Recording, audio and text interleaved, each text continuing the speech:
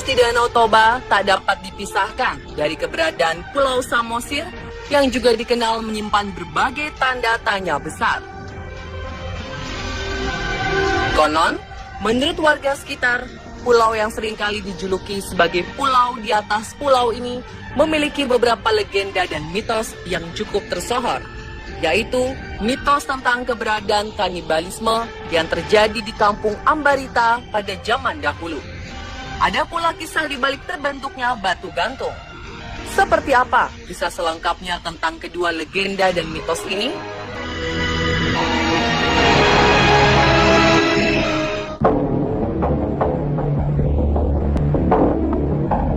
Jika ditelusuri sejarahnya, konon sebuah kampung di Pulau Samosir bernama Kampung Ambarita pernah terjadi kanibalisme. Adanya kanibalisme ini bukan untuk memenuhi kebutuhan pangan warga, namun dengan maksud memberi hukuman pada para penjahat perang, pengkhianat, maupun mata-mata yang ada di kerajaan Sialagan. Ini terpaksa dilakukan karena para penjahat yang dihukum dipercaya memiliki ilmu hitam yang cukup tinggi. Oleh karena itu, sang raja memutuskan untuk menghukum dengan cara memberikan hukuman pancung di kepala menggunakan pisau yang sangat tajam. Kabarnya, dalam melakukan hukuman pancung pada seseorang yang berilmu hitam, pisau yang digunakan hanya dapat ditancapkan dengan sekali ayunan saja agar berfungsi. Uniknya, sebelum pisau pancung ditancapkan ke kepala penjahat, biasanya raja memerintahkan seorang dukun untuk mencari tahu di mana letak penjahat menyimpan kesaktian ilmu hitamnya.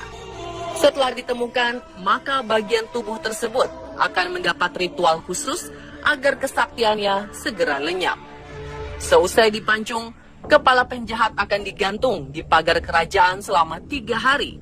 Hal ini dilakukan guna menimbulkan efek jera bagi penjahat lainnya.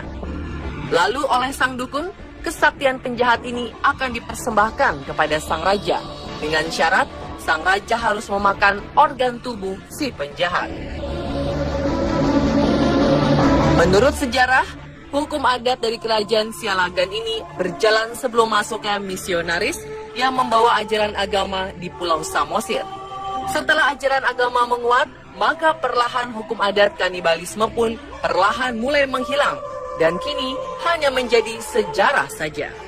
Kebenaran tentang legenda kanibalisme diperkuat dengan penemuan batu persidangan di Kampung Ambarita. Batu persidangan ini berupa susunan batu kuno yang berbentuk meja dan kursi yang berada di bawah pohon hariara tua. Pohon hariara sendiri diyakini sebagai pohon kebenaran, sehingga dapat memberikan petunjuk bijaksana saat sidang diadakan oleh raja.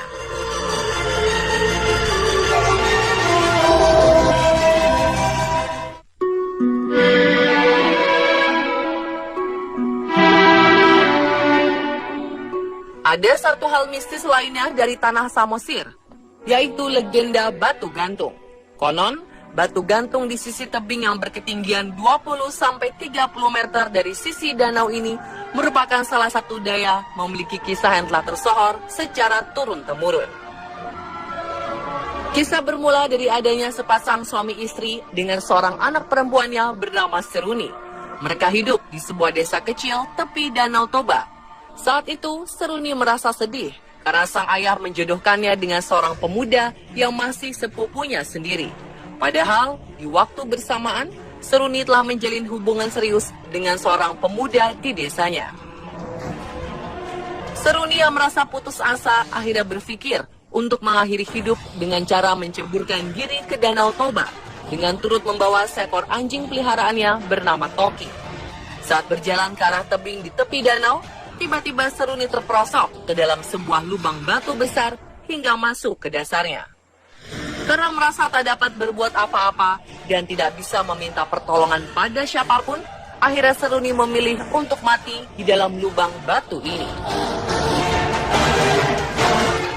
Seruni pun berteriak dengan menggunakan bahasa Batak, "Parapat, parapat," yang artinya rapatkan, rapatkan. Anehnya, seketika batu-batu ini semakin bergerak merapat dan menghimpit tubuh Seruni, seakan sedang mengabulkan permintaan yang tadi diteriakinya. Beberapa saat setelah seruni terhimpit, muncullah sebuah batu besar menyerupai tubuh seorang gadis yang seolah sedang menggantung pada dinding tebing di tepi Danau Toba. Orang-orang yang menyaksikan kejadian ini mempercayai bahwa batu gantung ini merupakan penjelmaan dari sosok Seruni. Kini, batu gantung telah menjadi keajaiban alam serta legenda rakyat yang telah diwariskan menjadi kekayaan serta keistimewaan tersendiri bagi Danau Toba, khususnya Pulau Samosir.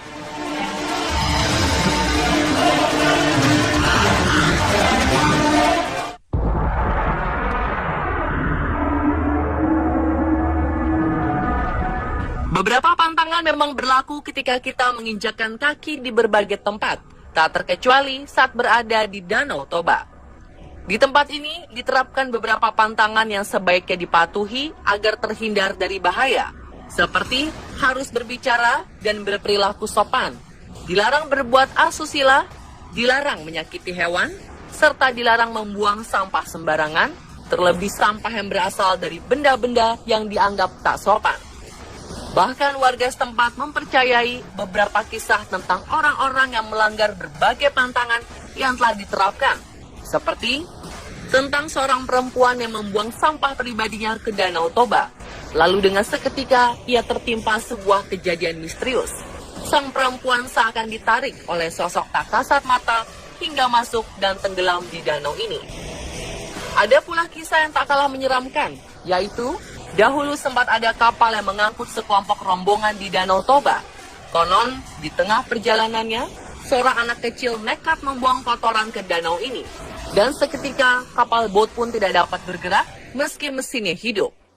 Pemilik kapal akhirnya memutuskan untuk melemparkan setangkup sirih ke dalam danau yang dipercaya warga setempat sebagai cara permintaan maaf kepada penghuni danau atas pelanggaran pantangan. Namun anehnya, kapal yang ditumpangi anak kecil ini tetap tidak dapat bergerak. Akhirnya pemilik kapal nekat untuk melemparkan anak kecil ini ke dalam danau sebagai pengorbanan agar dapat menyelamatkan nyawa penumpang lain. Ibu dari sang anak yang tak rela melihat kejadian ini akhirnya langsung turut melompat ke dalam danau. Keduanya mati tenggelam. Baru setelah itu kapal dapat bergerak kembali. Satu lagi pantangan yang ada di sekitar Danau Toba kali ini adalah wajib mengucapkan kata permisi saat melewati salah satu goa misterius di balik lembah dan jalan yang berliku menuju lokasi danau. Kabarnya, bila tidak mengucapkan kata permisi, atau yang dalam bahasa Batak disebut santabi opung, maka mesin kendaraan akan mati secara tiba-tiba. Bahkan ada pula yang meyakini, selain mengucapkan permisi, siapapun yang melewati goa misterius ini harus pula meletakkan sebatang rokok yang sudah menyala. Kebenaran mengenai semua pantangan ini memang masih dipertanyakan.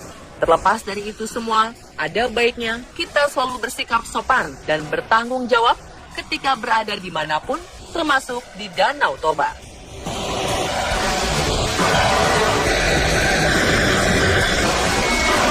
Akhir dari kisah misteri Danau Toba.